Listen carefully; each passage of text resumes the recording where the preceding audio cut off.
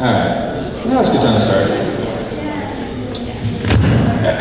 Well, salutations. My name is Kevin Garcia. I am a professional comic book historian. I have been paid to read comic books. And I said a few minutes ago that I was part of the Disney purchasing of Marvel in a weird way. Right before Disney bought Marvel, the editor-in-chief was going on talk shows and stuff and saying, Marvel's 9,000 characters, Marvel's 9,000 characters, and then Disney's like, we're gonna buy Marvel's 9,000 characters. I was part of the team that had to count the characters. Basically, he said 9,000, so we had to prove we have 9,000. So we had to go through the characters and say like, all right, what counts as a character? All right, so Spider-Man, he can hold to a movie, he counts. Aunt May, I can see an Aunt May movie, that could count. The guy that was Spider-Man's next door neighbor in 2 issues, okay, he doesn't count. So we had to go through and figure out who could count as a character. So, you know, if they could conceivably hold their own story, we throw it in there. And that includes a few of the characters I'm going to mention today, but notably does not include most of the things I'm going to mention today, because what I want to mention today are all things that are part of Marvel's history, some of them legally still part of Marvel's history, that nobody ever talks about. So there you go, the Marvel Underground. Welcome. First, some background. I saw earlier people were talking about some anime panels and saying, who doesn't know this and who doesn't know that? I am I'm not going to say I'm not a fan of anime, but I am a neophyte. I'm very, very new with a lot of anime. So I knew Lum and I knew Inuyasha, didn't know any of the others. But I imagine you guys know these guys. All right, so we got the Avengers. Those guys are pretty cool. Way before the Avengers, what really kicked off what we consider the Marvel Universe today was the Fantastic Four in 1961. And way, way before that, in 1939, Marvel Comics #1, with a guy called the Human Torch, who is neither human nor a torch. But I need to go back further than that, because before they made Marvel Comics, they made Pulp Magazines. So, anybody ever heard of Pulp Fiction? Anybody know what the term means? Anybody ever heard of Penny Dreadfuls? Same thing. All right, so Pulp Fiction was basically just magazines that were published with the cheapest possible material, pulp paper, and so they often were very cheap stories. They could be raunchy romance, they could be westerns, they could be sci-fi, they could be horror, and publishing all of those different genres was a man named Martin Goodman, and he had many of these, and you might recognize the titles. Marvel, for example, was one of the earliest titles. There's also one of the early pulp ones that has the story of the X-Man, and he's actually just a secret agent, no mutant powers involved. But anyway, I do want to point out that I have most of the books that I'm showing you today. I have too many comics, and I'm trying to get rid of them. So if you know anybody that wants to buy 30,000 comics, I will sell them. However, the ones that I've decided to keep are the ones that are never going to be republished. So these are the kind of things that I'm going to be like, yeah, I'll hold on to these. And these things, strangely enough, have been republished today. Go ahead, I don't mind questions. What is a book-length novel? Book-length novel. I'll talk about that a couple times today, actually. So I'm also a high school teacher, and I was explaining to my students earlier that there were book versions of movies back in the day because novels were the thing. You didn't have VHS at home. Well, even earlier than that, we had the idea that, well, a novel is going to be where you're going to really get your true entertainment value. So these pulp magazines are offering you that entertainment value at a discounted price. So it's a book-length novel in a magazine. Yeah. By the way, feel free to ask any questions. I really don't mind any time. I love it. I get distracted easily, and it's totally cool. All right. To give you an example of what pulp magazines were, though, is they were mostly prose with art. And these artists included people like Jacob Kurtzman, and Joe Simon, and people who you guys may not have heard of yet, but you might know in a second. See, what happened is, I'll get to that in a second, actually. Some of these pulp heroes still exist today. The company that would one day be Marvel had a totally original character who was a nobleman who was abandoned in Africa, raised by animals, and became a hero in a loincloth. Totally original. He was raised by a lion. I was going to say tiger. He's raised by lion. Okay, good. So he's raised by a lion. Totally original. All right. I realized there may have been another guy raised by apes. Unrelated. Totally. However, when Marvel had their very first comic, Marvel Comics #1, they included Khazar the Great inside that book. So he, in fact, the same writer followed it along. In fact, a lot of the same writers and artists who used to draw these things, where it used to be mostly prose with little pieces of art here and there, with these books, they said, all right, now the artist has to take over and the writer just does little bits and pieces, but they were the same people making it. Anyway, Kazar followed on into the modern Marvel age, after Fantastic Four, when he guest starred in the X-Men, and he became much more original, no longer ripping off Tarzan quite as much. Still, a young rich kid raised in the jungle, but now the jungle was a prehistoric world in the middle of Antarctica, so different, kind of. Anyway, so Kazar is still around today, and he is older than any other Marvel superhero. I personally don't count him as the first superhero, though, because he didn't have powers, so first Marvel hero. Now, while that was a pulp hero who went to comics, Marvel also had at least one hero that went the other direction. So, first off, a quick question. Anybody here ever heard of The Saint? Val Kilmer played in a movie once. Cool, all right. So The Saint is actually really old, older than Batman. The Saint is, actually, you know what? Here's one more for this crowd. Anybody ever heard of Lupin the Third? All right. Anybody know who Lupin the First is? Yeah. All right, a couple of you guys, cool. He's from this era. Lupin the First was a pulp anti-hero. But anyway, around that same time was the Saint, who was this hero that would go around in his kind of mysterious way, believed to be dead or not be a real person or whatever, but he was real. And whenever he would solve a crime or kill some bad guy, he'd always leave this mark of a little halo that he'd left that this Saint had come by. Well, Marvel had a character called the Angel, who was basically what if Batman dressed like Superman. So the Angel showed up in Marvel Comics #1. He has no superpowers apparently, but he would go around trying to solve crimes in an identity that was supposedly dead, and also he had this mark that he would leave, which was an angel that he left behind every time he solved a crime. Totally original, not ripping off anything else. Well, anyway, that was 1939. In 1941. The same company that, owned Marvel, Time at the time, published The Angel Detective, who looks very, very different, and has a different secret identity and everything, but same MO. Carries a gun, apparently dead, solves crimes, leaves the mark of an angel. Of course, this guy leaves it because the butt of his gun had a brass engraving of an angel, and he'd whack you in the head with it, so now you'd have an angel in your head. So, it still leaves the mark. This guy left it on a piece of paper, but, what's up? Yes, the Phantom had the ring. There's also a guy called the Spider who did the same thing. It was just a big thing back then. I'm not a fan of Batman v Superman, but that whole bit of Batman marking people, that came from those old pulp eras of heroes. Batman never did that in the comics, but it was a big thing back in the pulp days. You murdered people and you left your signature. All right, so Marvel had a ton of really, really little-known heroes back then. Again, this falls under the category of stuff Disney does know about. They are totally aware of these guys.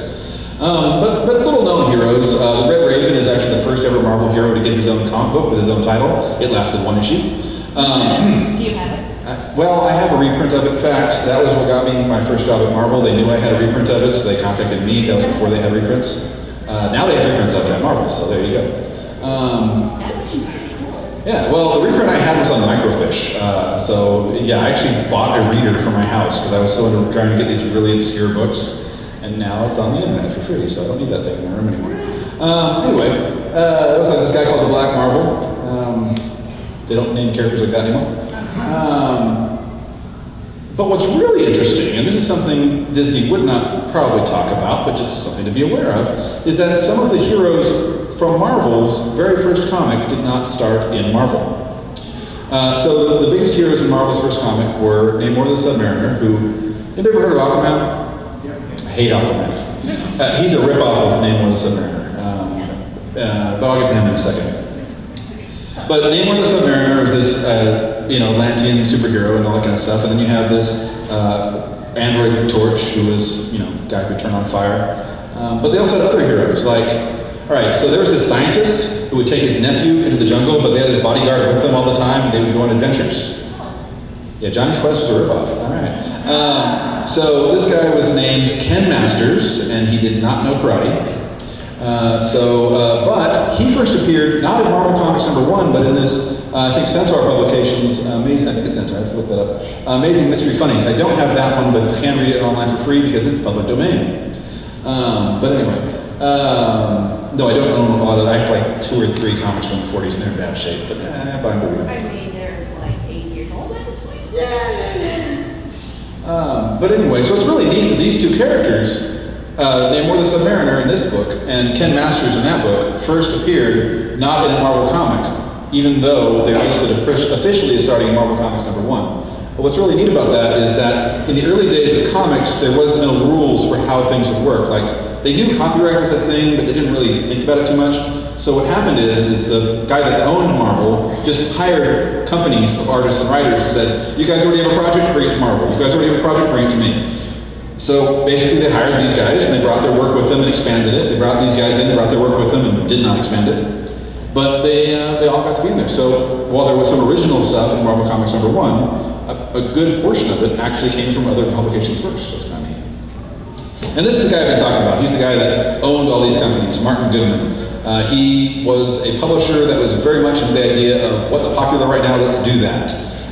So, you know, the Shadow and the Spider were popular, let's make the Angel, you know, let's have Tarzan, oh, we can do that, Khazar, you know.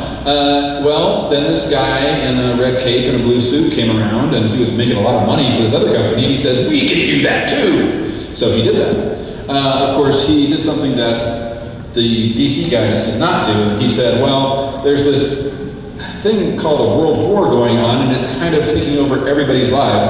So let's have our superheroes be in the real world. So that was kind of the start of Marvel being a little bit more down to earth than DC. From the very beginning, this guy said, you know what, if Nazis are a thing, let's go have our heroes punch Nazis. So there you go. Yeah. Always ready to punch a Nazi.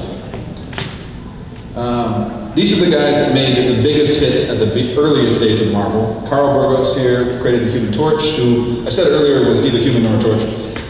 He was an android that had a flaw that when you turned him on and exposed him to air, he just caught fire.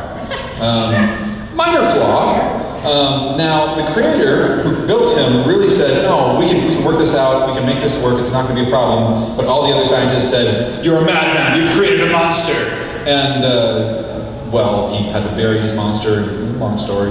He became a superhero. Go with it. What's neat about him is that he had no real secret identity. He did have a secret identity. He went by the human name of Jim, but he became a cop. And so everybody knew that Jim the cop over there was also the Human Torch, and it was never a thing. And then Bill Everett, he made the Submariner, and he is, I like to say, well, Khazar was the first hero from Marvel. Namor the Submariner is the first superhero from Marvel, in that he showed up before Marvel Comics #1, and he's also Marvel's first supervillain. Because in each story, he would basically attack New York for polluting the ocean, and then go fight Nazis for attacking New York. So yeah, Nobody else. basically that, yeah, exactly. It's my city to attack, you can't attack this city. In fact, this comic right here, which I don't know, but it's probably the most famous one of Marvel's early days, except for the ones that are like first appearance of so-and-so, is a book-long fight between the Human Torch and Submariner, the hero of water and the hero of fire, guy who works for the police, guy that just attacks New York. Well, in this 64-page book, which at the time was pretty neat, because stories used to be like 12 and 14 and 16 pages, Namor decides to conquer the entire world. And this is like 1941, right before Pearl Harbor, so this is right before we got World War. And what was really neat is this 64-page book was made in, according to legend, 48 hours. They just brought these two guys into a room, they brought in all their assistants and friends, and they all worked together, making this thing happen. And they each draw part of a panel, they draw part of this panel, they draw, hey, wait, what's going to happen here? So we got to figure out what's going to happen there. Finished it all in a weekend. And then World War II started, and they were busy doing other stuff, because several of these guys went to war. I can't remember if Carl Burgos did, but Bill Everett did. Probably more well-known than them is this guy. He showed up a couple years later, 1941. He, of course, Captain America, is punching Hitler in the face before the US was involved in the war, so this was a controversial thing at the time. In fact, Marvel got a lot of, I keep saying Marvel, they had different names at the time, but Goodman's company got a lot of hate mail. How dare you show him attacking a world leader who is widely respected? Go ahead. Yes, Geisel, Dr. Seuss, made a lot of political cartoons that were attacking the Nazis before that was popular to do, and he also got a lot of hate for that. What's really fun is these two guys, Joe Simon and Jack Kirby, They were two guys that could not care less. In fact, one of the stories goes that this guy called Marvel from a payphone saying, "I am downstairs right now. Y'all want to meet the guys that created Captain America?" And Jack Kirby, Jacob Kurtzman, says, "I'll be right down." And he goes down, rolls up his sleeves, and he's like, "Nobody's here." God damn. Basically, this is a guy that wanted to punch a Nazi any chance he got. As you should. You know what? I mentioned, no, I'll talk about this another time. That's not related to this. By the way, real quick, backtrack for a second. Human Torch, I mentioned he's the first superhero and first supervillain. Also, he used to be better than Superman. See, he is the first superhero that could fly. Anybody remember what Superman used to do before he flew? Leap tall buildings. Exactly, he could leap tall buildings in a single bound. Named one of the Submariners, the first superhero that could fly under his own power. Also, when Superman had trouble with a bursting shell, this guy was throwing around aircraft carriers, so yeah. Yeah. Now, also working at Marvel this time were a lot of other people that became bigger later. Anybody ever heard of Mickey Spillane? Now, this guy is the one who kind of became the godfather of the hard-boiled detective story, you know, and he used to work for Marvel before he was writing his own books. And, That is a scandalous cover for those times. oh, yeah, we got more scandalous stuff in a bit. That being said, I have at least one thing here, which as a teacher, I did not feel right actually putting up there, but I was like, oh, hey, I'll talk about that later. Well, the reason, by the way, this is all text is because of a loophole to make the postage cost less. See, if you were selling a comic book with nothing but comics in it, it cost you this rate. But if you could say it had educational material in it, or there was like actual like book stuff in it, it was a lower rate. So every comic book had like 2 or 4 pages of text, and Mickey Spillane would do those. By the way, there's somebody I have not mentioned all this time. Who is the one creator that you know should have been around here? Stan Lee. You know what Stan Lee was doing at this time? He was bringing the coffee. See, Stan Lee was a little 17-year-old boy who worked in the room here. He got the job because he was distantly related to Martin Goodman, the publisher, so go nepotism. His job was when Jack Kirby and Joe Simon and Carl Burgess and Bill Everett were making these things was basically get coffee. We ran out of ink, go buy more ink, you know, that kind of stuff. But he got to do his very first writing gig in Captain America #3. And the reason that he chose Stan Lee, his real name is Stanley Lieber, was because he knew that one day he was going to be a famous novelist, and he didn't want people to know that this novelist wrote silly things called comic books, so he put this fake name Stan Lee on there. Yeah. Well, he later legally changed his name to Stan Lee because he realized, you know what, this is my legacy. Nice. Side story, Stan Lee did a major favor for me once, and that was really cool. I was a reporter, and I would interview anybody I could just for the heck of it, and I interviewed him for a movie that he was going to be cameoing in. And at the end of the interview, by the way, he talks exactly like he seemed like, you know, goofy and gregarious and everything else. At the end of the interview, I did something you're not supposed to do and asked a favor. I said, Stan, I'm never going to work with you, but everybody you ever worked with, you gave a nickname to. Jack the King Kirby, Roy the Boy Thomas. Could I get a nickname? Lanky Frank Miller. Lanky Frank, what?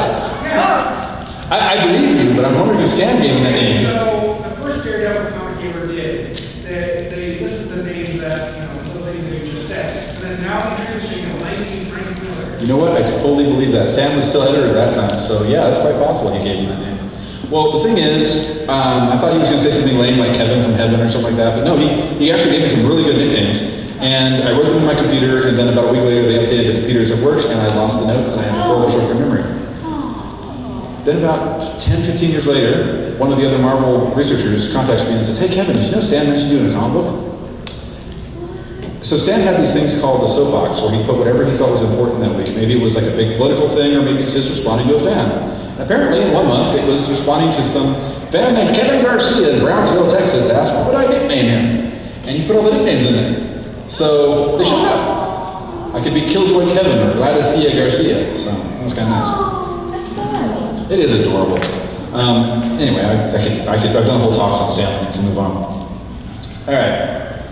But superhero comics were not everything, and they didn't last forever. After World War II ended, superheroes kind of faded out of the way, and Martin Goodman, publisher, wanted other things to do.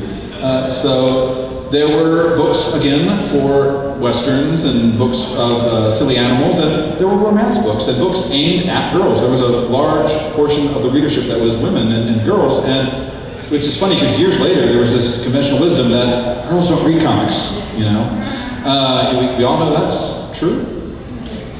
But to give you an idea of how this worked, Miss America #1. Miss America was a Marvel hero who could fly, she was super strong, she was bulletproof, she had X-ray vision, and all this stuff.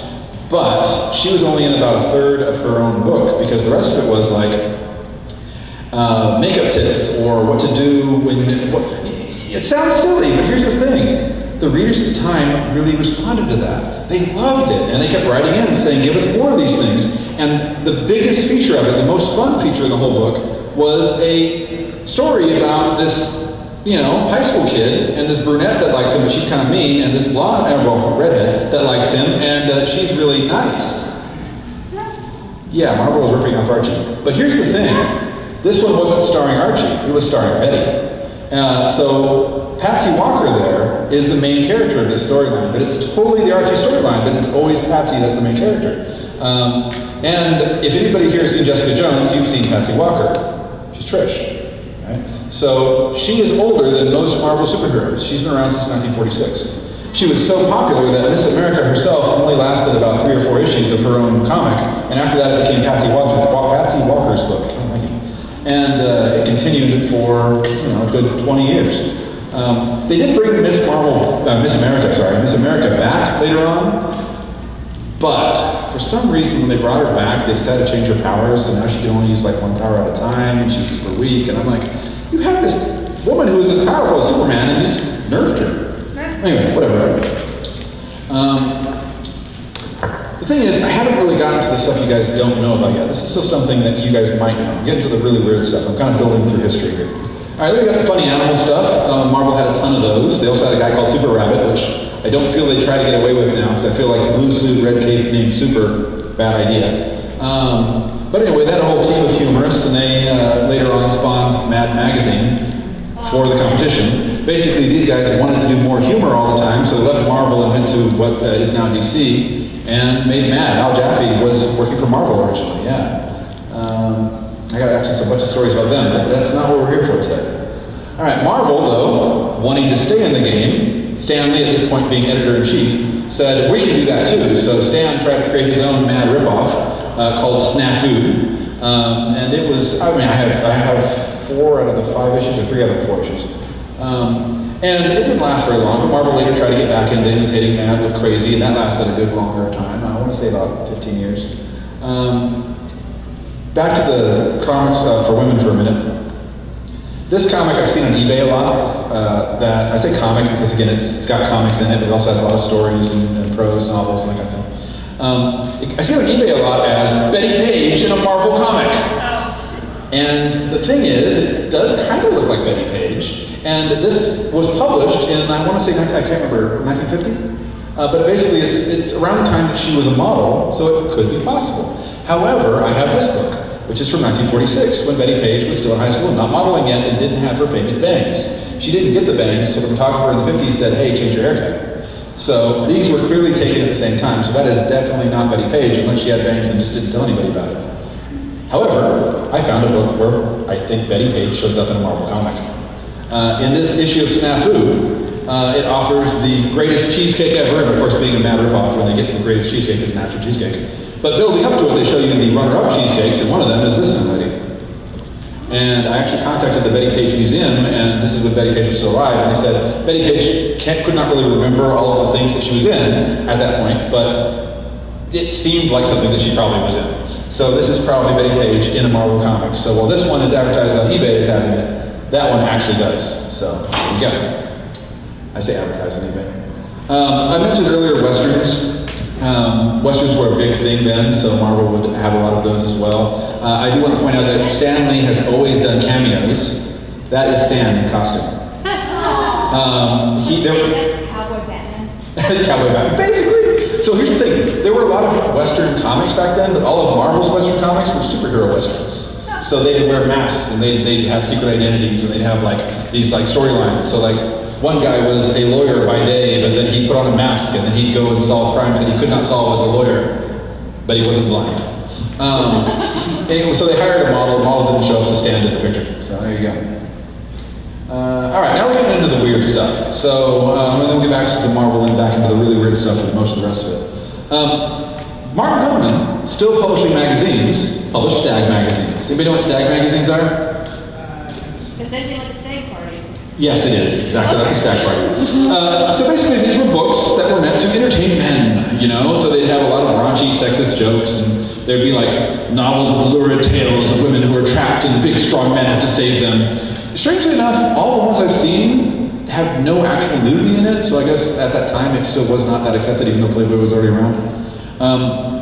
But Marvel was publishing these, and inside of them you would have these ongoing stories of this young woman who worked for a spy agency whose name was an acronym, and her name was Pussycat.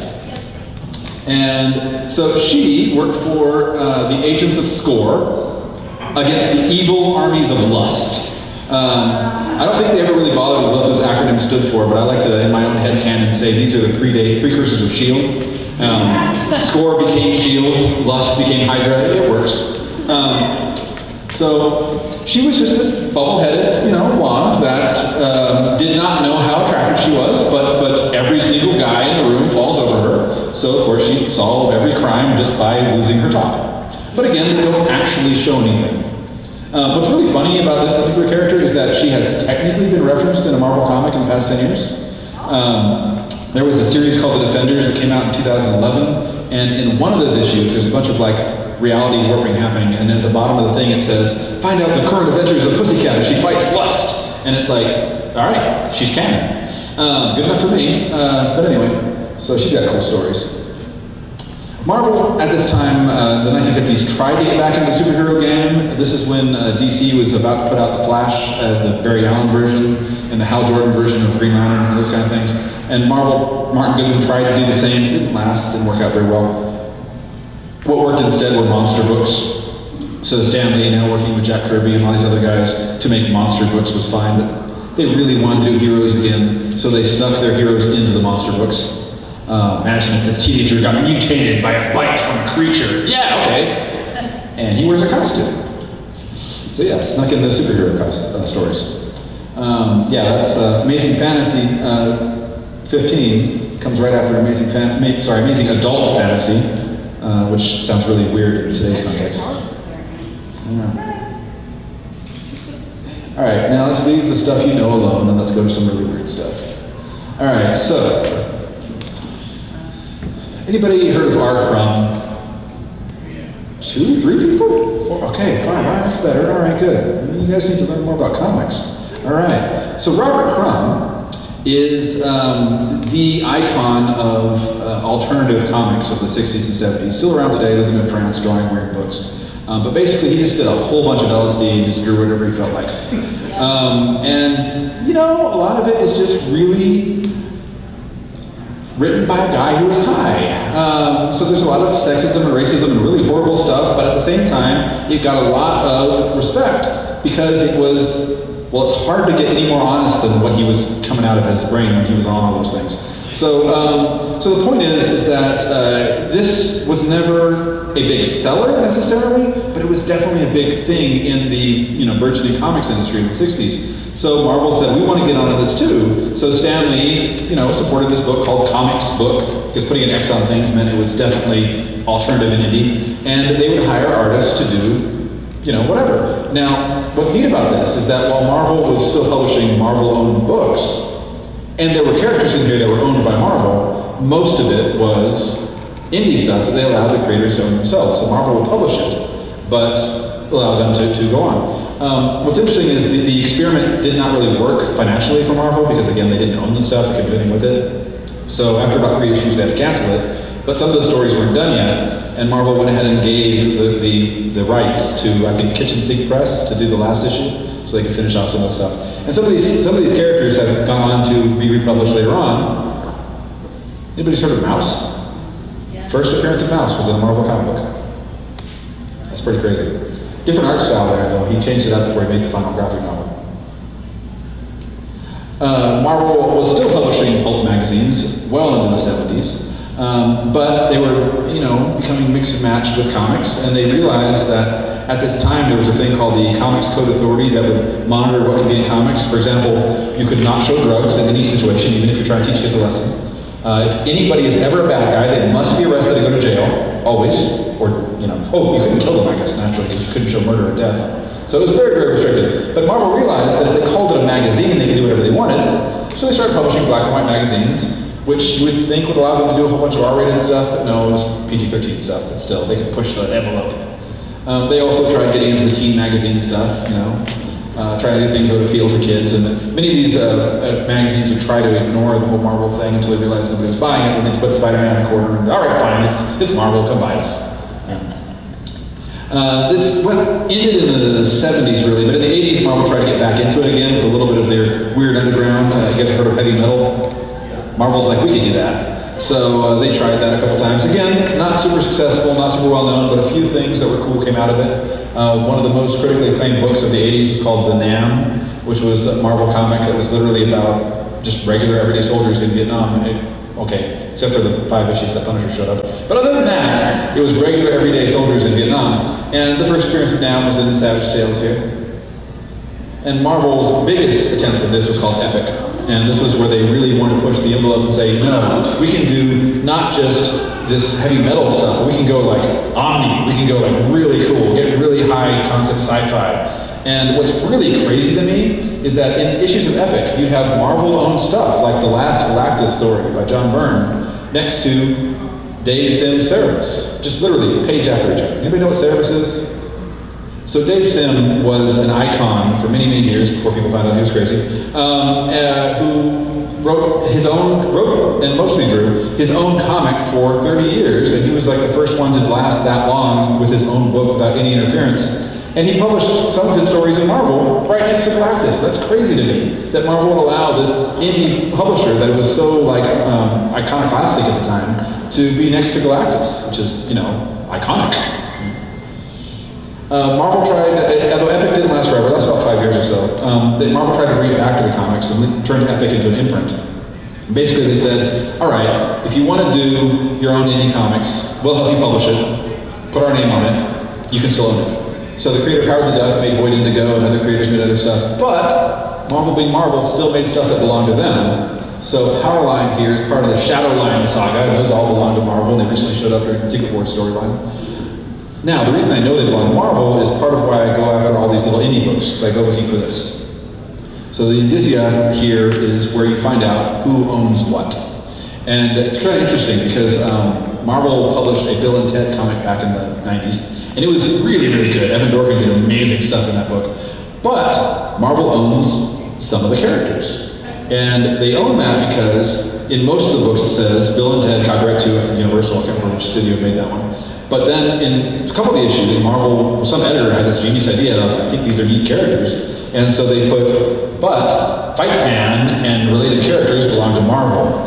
And so by putting that in there, Marvel can claim them, and Fight Man later showed up in issues of Deadpool, so there you go. So basically, when I buy these books, I'm looking to see who owned what. And many of these books, they're owned by the creator, but some of them, they'd say, owned by the company. And that's a problem when you sell your company. So, let's get to the indies. So we have this company called Pied Piper, which was sold to a company called Amazing, and it made this totally original story called X-Mutants. I know what you're thinking, but no, these guys are actually heroes who are there to protect a world that fears and hates them. But wait, in this world, everyone is a mutant except them. So it's about 5 humans, which is, 4 hot girls and 1 guy, so that's how that works. 5 humans in a world of all mutants, and they used to be mutants, which is why they're X-Mutants. What's really great is they have a spin-off. Around the time X-Men got their first spin-off, anybody know what X-Men's first spin-off was? It's going to be a movie this year. New Mutants. Yeah, so X-Mutants got a spin-off called The New Humans. Yeah. So these were created back in the day, but owned by Pied Piper, then owned by Amazing, and that got sold to another company. We're going to get to that in a little bit. Actually, no, I get this company. They got sold to Aircell. Aircel is another indie company, and they had a bunch of really neat comics. Again, many of their comics say copyright Aircel, so that's important because that means who owns it. Some of them do say copyright to the creators, so that's kind of important. This is one of the storylines here. I have no idea what's going on in it. I don't know if I read more issues, they'll have more context, but the visual's cool. I want Dr. Strange to run into that guy sometime. He's apparently the totality of a universe. Go with it. All right. These guys had a bunch of really interesting experiments. Most of the stuff was black and white, some of them was square color. Some of them are just clearly indie books that of varying quality, but honestly, I think these had a lot higher quality than a lot of the other indie books of the 80s. A lot of indie books of the 80s look like somebody made them when they were, freshmen in high school, but some of these are really high quality. And then some of them are disturbing. So there were a bunch of these elf books that were published by Aircel with different titles. The one book I said that I don't want to put up here because while this may be an 18 and over thing, I'm still a teacher. There's a book called Sapphire, and it's a book where a bunch of these elves, same artist, gets captured by a bunch of these dragons. There is not a single panel that I can show.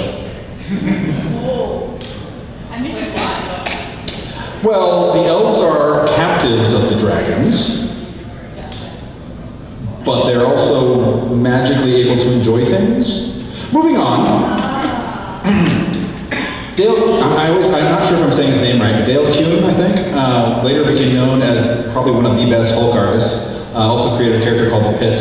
He started out in Aircel, making these just amazing books, which, again, technically Marvel owns these, so it would be amazing to republish them because they are so cool. Actually, I don't know if I have to go back and check the indicia on this one. He may own the copyright to these guys, but Marvel owned the original publication because of a long series of things we'll get to in a little bit. Men in Black belonged to Disney. Did you know that? Yep. I figured a lot of people did. This is the one thing I said. I feel like it's one fact I bet you most people know. Men in Black belonged to Disney. It's kind of funny though because Disney kind of found that out after the fact, and Marvel found out after the fact.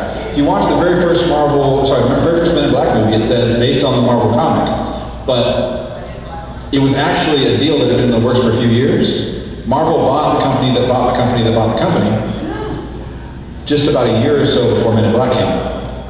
So while it said based on the Marvel comic, it's actually based on the comic, which Marvel now owns. So lucked out on that one. Really, really interesting though, in the Men in Black comics, J and K do not fight aliens exclusively. They are Men in Black who do fight anything that is not supposed to be out there. So they fight vampires and werewolves and aliens and supervillains, and I swear J looks like Donald Trump. I know it's Will Smith in the movie. I couldn't live my whole life without seeing that image, and you The worst part is, this is the age Donald Trump was at the time. made it worse. So it's probably on purpose. Yeah, memory wiped. We need a neural line. I wish. All right. Aircel sold themselves to Eternity. Sounds deep. Anyway, Eternity was a company that mainly did licensed comics. Licensed comics means that you make a movie, they license it and make a comic out of it, and usually really, really bad low-budget movies because who's going to go to this company no one's ever heard of. In fact, one licensed product that I think most people have heard of would be Alien Nation, which was kind of a thing in the 80s. You ever heard of that one? No. Imagine District 9, but less disturbing. Anyway, they had a bunch of weird books. What's weird about these is I read the indicia and it says so-and-so, this issue belongs to Eternity, but then it would say reprinted from blank and blank. And that kind of makes me think, do they actually own the copyright to that, or did the original publisher own the copyright? It's kind of really tricky, but I'm not a lawyer. And then there's another company called Adventure, which was not sold to Eternity, got sold to another company. We'll get to that in a second. They have a lot of, again, really, really nice, above grade for the time period, indie comics from the 80s. Malibu. So, Malibu is the company that bought Aircel and Eternity and Adventure and, long chain of things, technically also Pied Piper and other things. Malibu was just the biggest indie publisher. I imagine most of you guys have heard of Image Comics. Image Comics, before they could stand on their own 2 feet, first couple issues were produced by Malibu, but then they went off on their own. Malibu, again, mostly purchased other books, but then tried to get on their own thing, and they would also try doing really neat gimmicks. 90s were known for gimmick covers in comics, and Malibu's like, all right, so they're making metal covers, and these guys are making hologram covers. we're gonna cut ours to pieces. So a hero gets killed in this issue, and there's a hole about the size of a dime that goes all the way through the issue. And this was clearly done after the art was drawn because there was no thought put into where the hole would be. It goes right through some stuff. And what's really great is, if you see the hero getting killed here, he's not been shot. They just want to put a hole in it. By the way, the bad guy who's super menacing, his horrible name is Mr. Monday. Garfield would hate him. All right. Oh, I need to get into who these guys are, actually. So, I mentioned earlier Centaur Comix. Centaur Comix is a company from the 40s that went defunct and now is considered public domain. So you'll see a lot of Centaur heroes show up in a lot of indie comics and even American manga and stuff. Antarctic Press is doing a new series where they're going to be having some Centaur heroes show up. Well, most of the Malibu protectors were Centaur Comics characters that had been updated for the 90s. So technically Marvel owned these. After they bought Malibu. Here's another one where they cut the comic in the shape of the hero's face, but I wish they had a better artist. And again, at least there's a little bit of thought. They shrunk the page so you can still read it most of the time. Yeah, so some of the weirdest gimmick covers. But as they were getting more popular, Malibu started seeing that there was more potential in these shared universe things. So they decided to have a shared universe of their own, and they had this mini-series called Genesis where they were going to bring in all their different heroes and all the different things they had and tie them all together, including a few creator-owned ones. So the X-Mutants showed up here, as did the Protectors, as did Dead Clown, who is a fourth wall-breaking, deformed guy that heals really fast and kills people, but predates Deadpool. Well, kind of. I guess Deadpool technically a period of time. Deadpool wasn't that cool yet. Deadpool got cooler a couple years later. Question? I got one. Well, all right. I was actually going to say that Wade Wilson actually predates both of those. Because? Mercenary, heal fast. Oh, Slade Wilson. Yes. Yeah, because of course, Deadpool, Rob Liefeld swears that he was not a ripoff of Slade Wilson, Deathstroke, sorry. Yeah, swears it wasn't a thing. You know, bi-colored costume, swords, guns, healing. Yeah. Anyway, so Genesis had Dead Clown. They also brought in some other properties that Malibu was kind of owning at the time, like Dinosaurs for Hire, which even these guys are even more of a fourth wall break than either Deadpool or Dead Clown. They were pretty well written, although very much of their time in terms of sexism and stuff. But the thing is that they were just dinosaurs that could be hired as mercenaries. That's their whole plot. They had a super hot, usually in a bikini, blonde scientist called the Professor that took care of them and gave them robot girlfriends because, again, it was the 90s. And they knew they were a comic book, so whenever they had somebody guest star, they'd be like, this should sell an issue, and they constantly be talking to the readers like that, so they were constantly doing that. And they got their own Genesis game, you know? And then the X-Mutants, of course, they got reinvented and restarted with a whole new set of much more modernized characters, who are also mostly women, but there's a couple other guys now. What's really interesting is that there's a panel when they first become human, and they're all naked but covered in steam. And one of the characters is thinking to himself, if only she'd move slightly, I could see a better view. And I'm like, you know that you're in motion, right? Because we see you as a still panel. But he is in a world where the steam can move. I don't know. I think the writer didn't think that through. Anyway, so X-Mutants got reinvented and Dinosaurs for Hire. What's interesting is that Dinosaurs for Hire technically at the time belonged to Malibu, and Malibu got purchased by Marvel, which I'm going to talk about in a second. But I guess Marvel hasn't really pursued any of these things, which good for the creators. So Dinosaurs for Hire, the creators recently reapplied for a trademark on that, and apparently he's gotten it, and he even put a little bit in one of the Free Comic Book Day things last year, so yeah, maybe he's got his own stuff coming out. There goes my plans for seeing a Dinosaurs for Hire Deadpool crossover, but whatever. I don't matter. All right. The biggest thing to come out of Malibu, though, was Ultraverse. Anybody who read comics in the 90s heard of Ultraverse. Ultraverse was basically Malibu saying, all right, people want indie comics. They really love this whole Image thing. They really want this shared universe thing. Let's hire the best creators that aren't at Image and have them come here. And they made Ultraverse. And these were some really, really, really good books.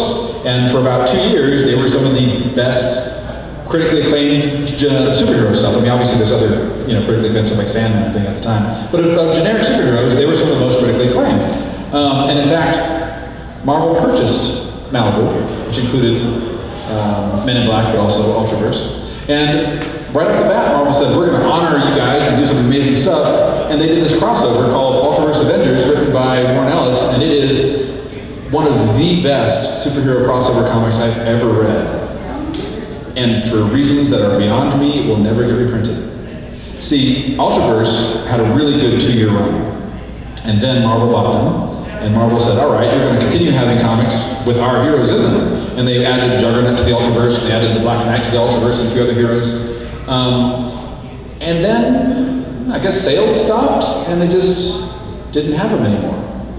And for whatever reason, and I have no insight on this one, Marvel has never published them again. Even to the point that the Infinity Stones, called the Infinity Gems back then, but the Infinity Stones were lost in the Ultraverse. And there's a comic where the one who had one of them at least was this like immortal vampire character created by one of the artists who really made Conan the Barbarian famous.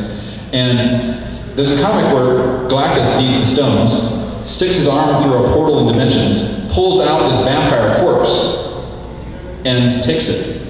And he just says this is a very, very old being, but it's dead now, and drops it. What's interesting is the original art had wings and fangs and everything that you would know was the character from Ultraverse. But apparently Toei Editorial removed the wings and stuff, making generic skeleton guy. So readers who know the story know that that's the guy from the Ultraverse, but officially we couldn't say that. Even what I did for Marvel was research, and we'd have to just kind of walk around that sometimes and just say like, well, a character from another dimension, but we couldn't say, other than he was an immortal vampire, couldn't really say who he was. It's kind of weird. Don't know why. Marvel apparently, due to all contracts, owns them outright. I've known a few people that worked for them at this time, and they said, oh man, I got a story to tell you about that, and they never told me. So, is that... Oh, also, aside from, this amazing crossover, Lord Pumpkin. Just imagine, as cool as Loki is in the movies, imagine if he had a rotting pumpkin for a head.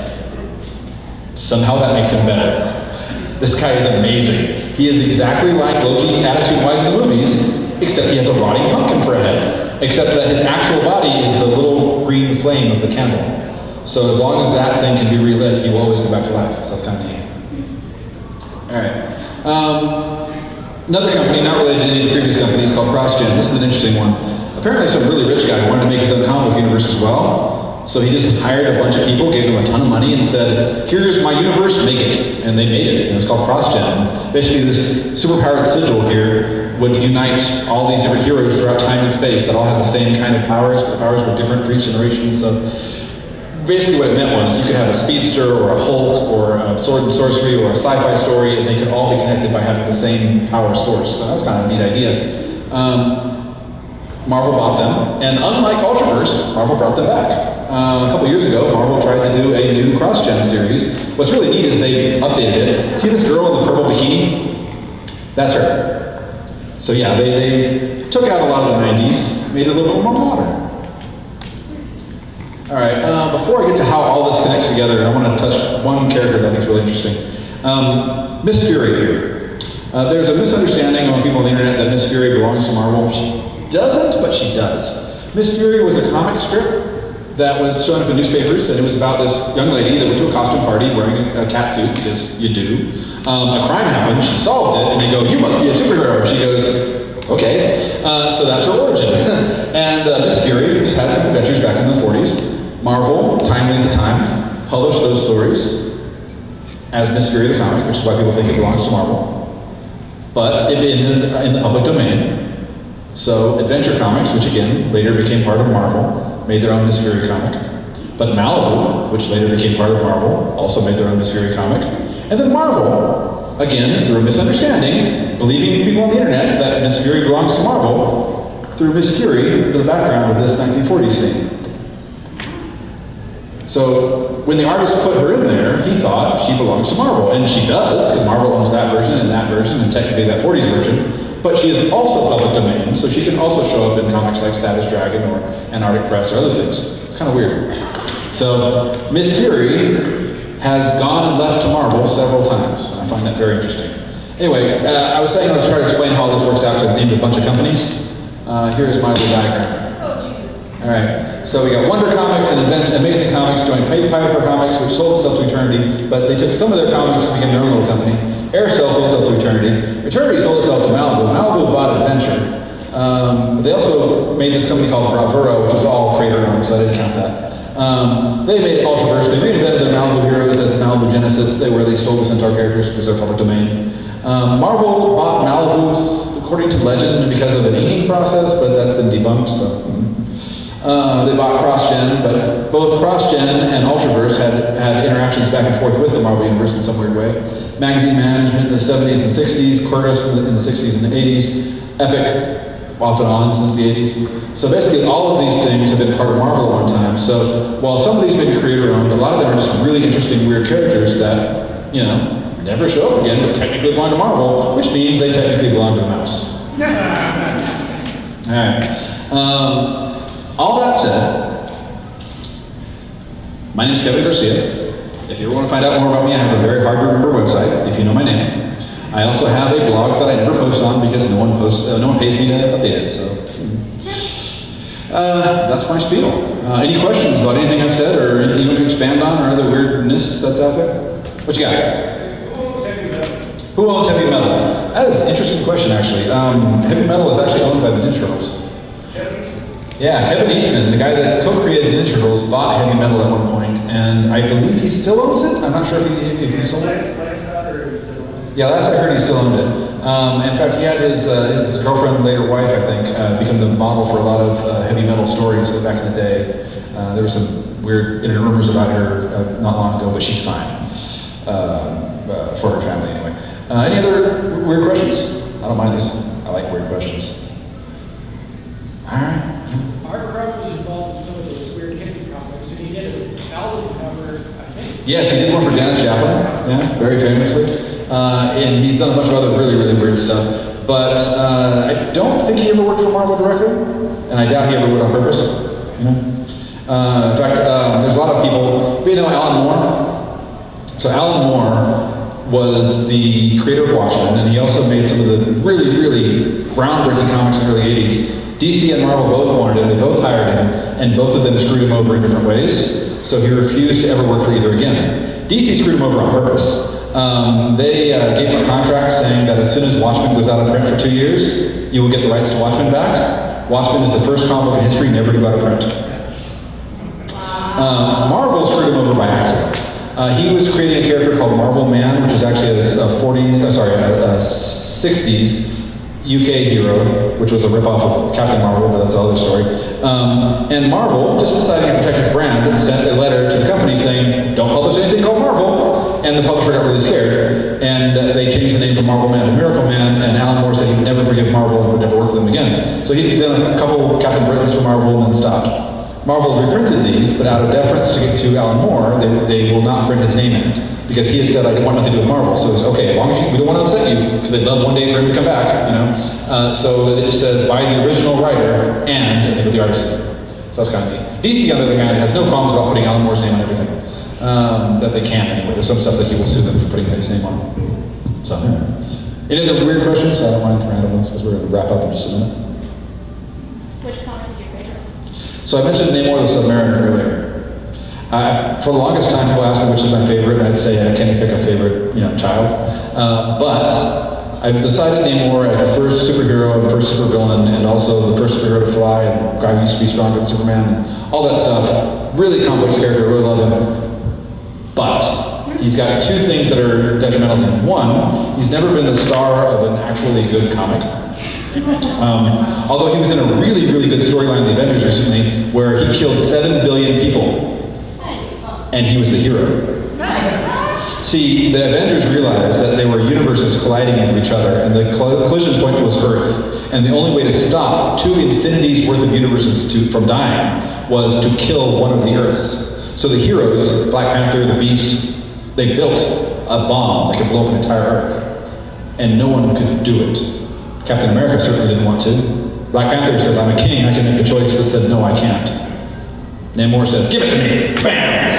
None of you have the guts. So he killed 7 billion people to save 2 infinities of universes. Oh, wow. Wow, okay. Now, the other detriment to him is his clothing. See, for about 60 to 80 years, he only wore a green Speedo. And in his defense, the original creator had him wear different clothing in every storyline. So if he was a hero, he wore a blue suit with a red cape. If he was a spy, he would wear a mask. When he was a bad guy conquering things, he dressed like Napoleon. He always dressed differently in every issue. But the cover artist drew him like his first appearance, where he was wearing swim trunks. And then Bill Everett went to war. And while he was overseas, all the other artists just drew him like the cover artist drew. So when Bill Everett came back from war, he's like, all right, I'll keep drawing him this way. So he just kept drawing him in a Speedo. And then when he got brought back in Fantastic Four, Jack Kirby drew him in a Speedo. It wasn't until the 70s somebody finally put clothes back on him again. And then he was in a Speedo again for the 90s. And then in the 2000s, he is now wearing clothes again, except for a couple of issues where he'll wear a Speedo. So he's a very cool hero as long as he's wearing clothing, I guess. Oh, wait, except for one time. You ever heard of Marvel swimsuit issues? Joe Quesada, who was Marvel's editor-in-chief for many years, drew Namor's swimsuit pinup, where he's wearing nothing but a seashell. All right, and with that note, let's end it. So, thank you guys for coming. I will be here tomorrow at 2 o'clock. Tomorrow at 2 o'clock to talk about connections between Japanese manga and American comics, and on Sunday at 1 o'clock to talk about connections between Chinese legends and Japanese anime. Nice. Thank you guys.